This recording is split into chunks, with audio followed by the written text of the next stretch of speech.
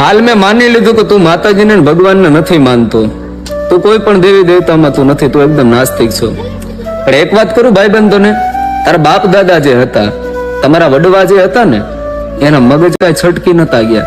એ કોઈ ગાંડા નતા કે મઢની મેલ પર લાકડા કહેતા ફળા, લાકડાના ફળા હોય ને, એ ફળા બેહાડી દીધા કે ગાંડા નતા થઈ ગયા કે પાણા પૂંજવા માંડ્યા હતા. હા, હું માનું છું કે પાણામાં કોઈ દી ભગવાન ન હોય, પણ તમારા હૃદયની મેલ પર વિશ્વાસ હોય, તમારા હૃદયની મેલ પર ભરોસો હોય ને, તો પથ્થરમાં પણ પીર છે, પથ્થરમાં પણ ભગવાન છે. જગતના શોકની મેલ પર જયારે નબળો દાડો આવ્યો છે ને, હા, બધા એમ કે ભાઈ આ આટલી વસ્તુ થઈ ગઈ તો માતાજીએ બાવડું કેમ ન પકડ્યું, ઓલી વસ્તુ થઈ જાય છે, એટલો આવા કાંડ થઈ જાય, બધા થઈ જાય છે, તો માતાજી કેમ બાવડું નથી પકડતા, આમ કેમ નથી થતું, ઓલું કેમ નથી થતું. હું એમ નથી કેતો કે એનો કઈ વિશ્વાસ નબળો હોય કે એનો ભરોસો નબળો હોય, પણ જે લખાણું છે ને, કિસ્મતમાં જે લખાણું છે ને, કોઈ દિવસ નથી પૂછાવાનું. હું મેલડીની એટલી ભક્તિ કરું, હું મારી કુળદેવીને એટલી માનું છું, હું જે કાંઈ પણ મારા ઈષ્ટદેવને માનું છું, એટલા માનું છું, હું એટલી એની ભક્તિ કરું છું, તો છતાંય મારી ઉપર દુઃખ આવે છે, કારણ કે મારી કિસ્મતમાં લખાણું છે.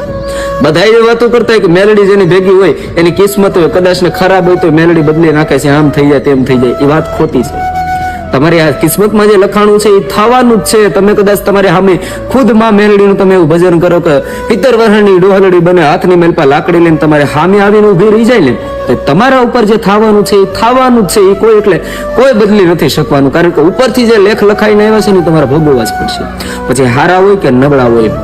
વાત હું એ કરતો હતો કે ભાઈબંધ તને ભરોસો નથી તો એ તારા પ્રત્યેક તું રાખીને જગતમાં તારે કહેવાની જરૂર નથી કે માતાજી આવી છે કે દેવ આવા છે કે ફલાણું આવે છે. અમારી શ્રદ્ધા છે, અમારો વિશ્વાસ છે. તું એમ કહેશો કે બધું ખોટું છે, હા અમને એવું લાગશે કે બધું ખોટું છે, તે અમે મેકી દેવું.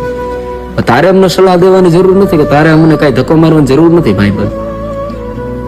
આવું બધા માટે નથી કેતો, આ બધાને માથે ન ઓઢી લેવું કે બિપિનભાઈ અમને કહે છે. નહીં ભાઈ, આવું જગ જાહેર વાત કરું છું, આ બધાને હું ધ્યાનમાં લઈને વાત કરું છું, કારણ કે દુનિયાને અત્યારે ભરોસો ઉડતો જાય છે. પણ હા, એક દિવસના સમયે ભરોસો આવશે, જેથી તમે ઘરના નહીં રહ્યો, પોતાના નહીં રહ્યો, પારકાના નહીં રહ્યો, ક્યાંયના નહીં રહ્યો ને, તેથી એક થડો દેખાય અને તેથી થડે જઈને ઉભાય રહી જાય. તેથી ન્યા જઈને માથું ઝુકાવી દેજો.